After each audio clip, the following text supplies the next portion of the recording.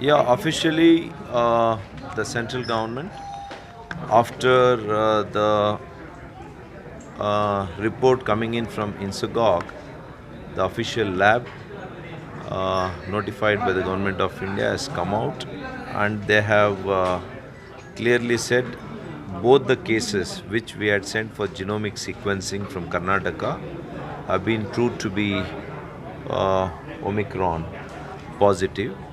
So one person is about 66-year-old who is South African national who has gone back.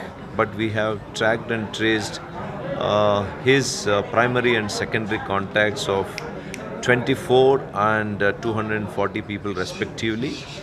Luckily, none of them is found positive. The second case is a practicing medical doctor in a government hospital, about 46-year-old.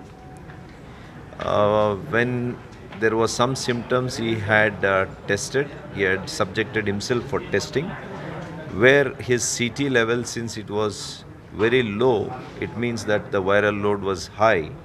So we had referred this case also for genomic sequencing lab.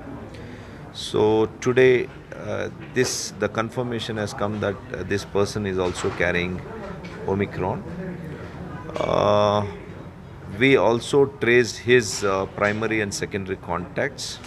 Out of his primary and secondary contacts, there are about 5 people who have been tested positive. So the 5 contacts and himself, 6 people altogether have been isolated, have been admitted in our government hospital in a special isolated place.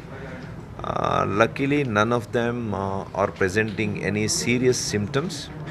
They're all having a mild degree of infection with actually no significant symptoms as such. All these people are fully vaccinated. We hope that they will all be, discharged early, since they don't present any symptoms.